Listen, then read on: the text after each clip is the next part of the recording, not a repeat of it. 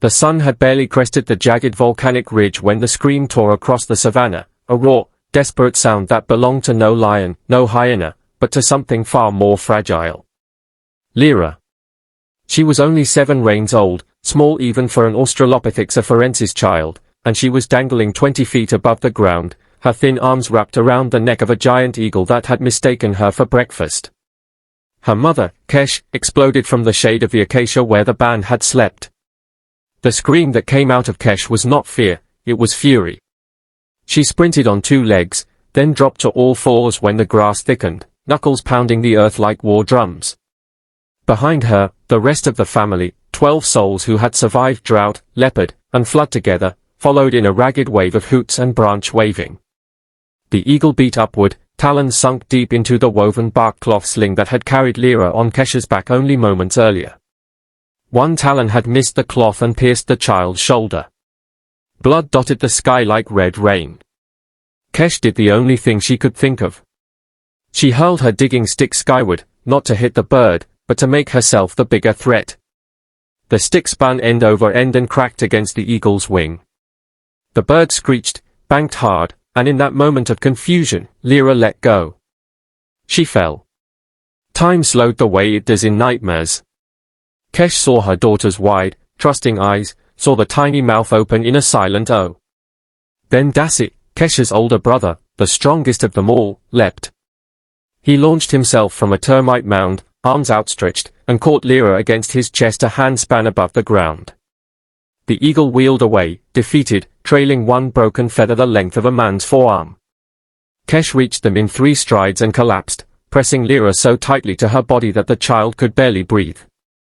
Warm blood soaked both their chests, but Lira was laughing through tears, short, hiccuping sounds of pure relief. Dassi sat back on his heels, chest heaving, and for the first time in anyone's memory, the big male cried openly. Not shame, not weakness, only love so fierce it had to spill out somewhere. That was how the day began, 4.8 million years before anyone would dream of cities or wheels or writing. A day that would decide whether 12 small, big-brained apes would still be breathing when the sun touched the western volcanoes again. They called themselves the River Shadow Band, though they had no word for band. They simply knew who belonged to whom. Kesh was the heart of it. Her mate, Tor, had been killed 2 moons earlier by a crocodile while fishing with a sharpened stick. The grief still sat in her throat like a stone she could not swallow, but there was no time for stillness. The band needed her sharp eyes, her memory of safe paths, her milk for little Lira. Old Mother Mara, teeth worn flat from grinding roots her whole life, walked with a limp from a hyena bite taken when Kesh herself was Lira's age. Mara carried the fire in her mind. She knew which ochre made the best insect repellent, which berries eased childbirth pain, which songs quieted frightened children. Then there was Asha, Kesh's sister, newly pregnant and already swollen with the heat. And young Beck, 14 reigns, all elbows and curiosity, who followed Dassi everywhere and dreamed of being as brave. They had woken that morning because the water hole they depended on, the one with a sweet fig tree on its bank, had been claimed overnight by a herd of Deinotherium, elephant-like giants with downward curving tusks on their lower jaws. The huge animals were drinking and mud-bathing, turning the pool into a stinking wallow. The band could not wait, the dry season was tightening its fist. By noon the water would be gone or fouled beyond drinking. They had to cross 20 kilometers of open grassland to reach the great river that never failed. 20 kilometers crawling with lions, cheetahs, and the short-faced hyenas that could crack a thigh bone like dry wood. And now Lira was wounded. Kesh licked the punctures clean while Mara mashed antiseptic acacia gum and spider web into a paste. The child whimpered but did not pull away.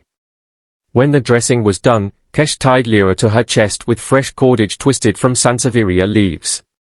The girl was fever-warm already. "We go," Kesh signed with quick hand gestures all of them understood. No one argued. They gathered what little they owned, 4 digging sticks, 2 hand axes of sharp volcanic glass, a woven net bag of mongongo nuts, a hollow gourd of embers wrapped in damp leaves. Fire was too precious to risk losing. They left the shade and stepped into the furnace of the day. The grass was taller than their heads, golden and whispering. Every breeze carried the musk of big cats. Dassey took point, testing the wind with a wet finger the way Tor had taught him. Beck ranged wide on the left, Mara on the right, ears pricked for the cough of lions. Kesh walked in the center, one arm cradling Lira, the other clutching her hand axe. An hour in, the first real test came.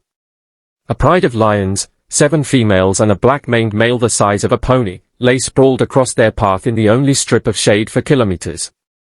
The cats had killed an antelope and were gorging, bellies already distended. Flies buzzed in black clouds. To deter meant adding hours in the full sun with no water. To go forward meant walking within spear throw of the most dangerous animals on earth. Kesh looked at Dassey. He met her eyes and signed, "I will make noise. You run."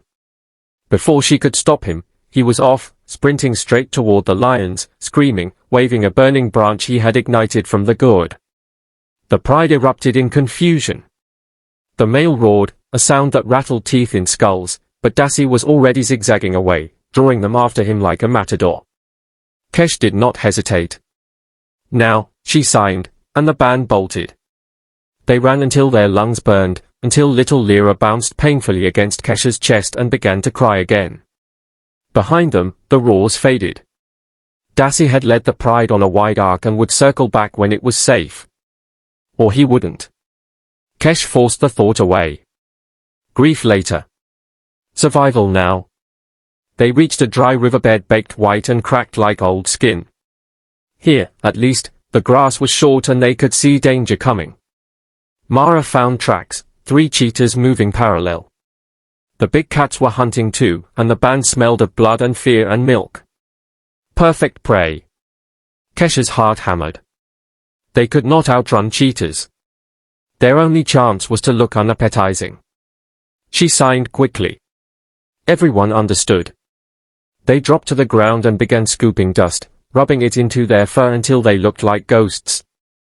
Mara smeared ochre across her face in fierce stripes. Beck broke dead branches and tied them to his arms with grass cord, making himself appear larger, thornier. Kesh took the sharpest hand axe and gashed her own forearm, not deep, just enough to bleed. Then she painted crimson streaks across Lira's tiny body. They stood up as one, a band of red and white demons bristling with sticks, hooting and stomping in perfect rhythm. The sound carried across the plain like a challenge. The cheetahs appeared on a ridge, sleek golden shapes against the sky. They watched for a long moment. Then, tails twitching in irritation, they turned and trotted away. Easy meals were plentiful. Crazy meals were not worth the risk. The band kept moving until the sun was directly overhead, a white coin burning holes in their skulls. Lira's fever climbed. She no longer cried, just lay limp, eyes half-lidded. Kesh began to sing under her breath, the low humming song mothers had used for 1,000,000 years before words. The vibration traveled through her chest into Lira's body. The child's breathing steadied, just a fraction. They smelled the river before they saw it, cool, wet, alive. Hope surged so suddenly it hurt. Then the ground trembled. From the north came a sound like continuous thunder. Dust rose in a wall. Elephants? No, worse. A clan of Dinopithecus, giant baboon-like creatures twice the size of any band member, were charging straight toward the same water. 20 of them, maybe more, males with canines longer than fingers, crashing through the grass like rhinos. If the band reached the river first, the Dinopithecus would smash them aside without breaking stride. If they waited, the giants would drink and wallow for hours, and Lira would die of thirst and fever under the noon sun. Kesh looked around desperately. To their right rose a solitary baobab, ancient and enormous, its trunk wider than 10 of them standing shoulder to shoulder. She pointed. They ran. Beck reached the tree first and began climbing, knuckles and toes finding purchase in the soft bark. Mara followed, slower, grunting with every pull. Kesh handed Lira up to Usher, who was already 10 feet off the ground. Then Kesh herself scrambled upward, bark shredding the skin of her palms. The Dinopithecus thundered past beneath them, so close that Kesh could smell their rank fur and see the pink scars on the alpha male's muzzle. One young male looked up, saw the strange creatures clinging to the tree, and barked in confusion. The troop kept moving.